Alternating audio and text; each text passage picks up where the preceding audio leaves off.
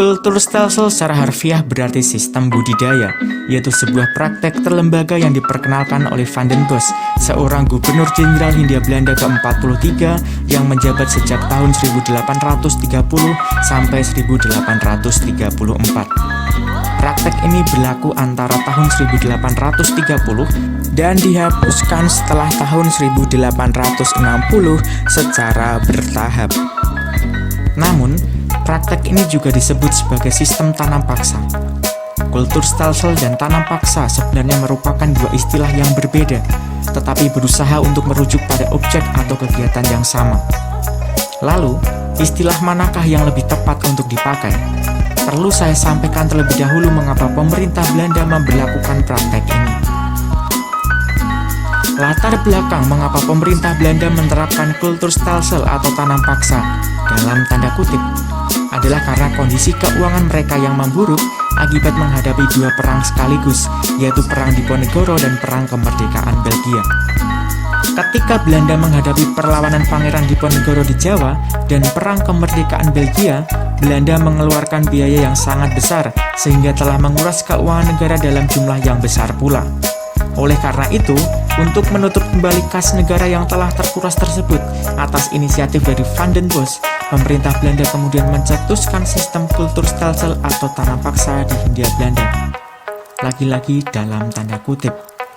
Kulturstelsel atau sistem tanam paksa pada dasarnya merupakan bentuk pemulihan dari sistem penyerahan wajib yang sebelumnya pernah dipraktekkan oleh VOC.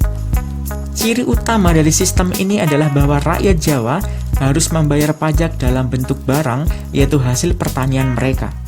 Van den Bosch sebagai tokoh yang mengusulkan ide ini berharap bahwa dengan adanya pungutan-pungutan dalam natura ini, tanaman dagangan bisa dikirimkan ke negeri Belanda untuk kemudian dijual di sana kepada pembeli-pembeli dari Amerika dan seluruh Eropa, sehingga mereka bisa mendapatkan keuntungan yang besar.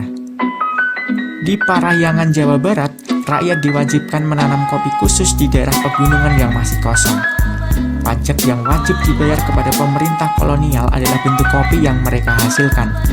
Selain itu, rakyat juga harus menanam tebu dan indigo di beberapa daerah lain di Jawa.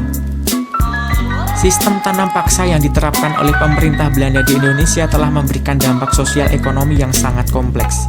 Ketidaksesuaian antara praktek dengan apa yang tertulis di dalam peraturan yang kemudian disebut dengan penyimpangan merupakan suatu fakta yang tidak bisa ditutup-tutupi lagi. Dari berbagai bentuk penyimpangan yang ada, masalah pembagian tanah adalah yang paling nampak jelas. Dalam ketentuan, seharusnya hanya 1/5 bagian yang harus ditanami tanaman wajib. Namun dalam prakteknya, bagian tanah yang diminta untuk ditanami tanaman wajib melebihi dari 1/5 bagian seperti yang ditentukan, misalnya sampai 1/3, setengah, atau bahkan sering seluruh tanah desa harus diberikan. Menurut Robert Vanil, sistem kulturstelsel atau tanam paksa telah menghancurkan desa-desa di Jawa karena telah memaksa rakyat untuk mengubah hak kepemilikan tanah mereka menjadi milik bersama, dan dengan demikian merusak hak-hak perorangan yang lebih dulu atas tanah.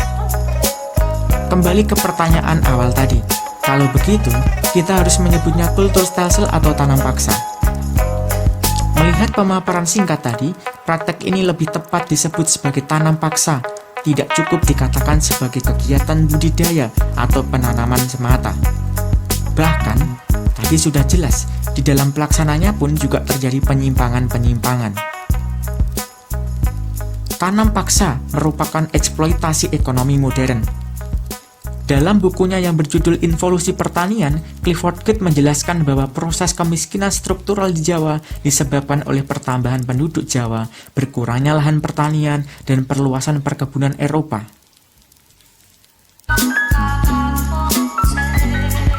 Demikian yang dapat saya sampaikan, semoga informasi ini bermanfaat, dan kita tidak lagi menyamakan kedua istilah yang sebenarnya berbeda ini.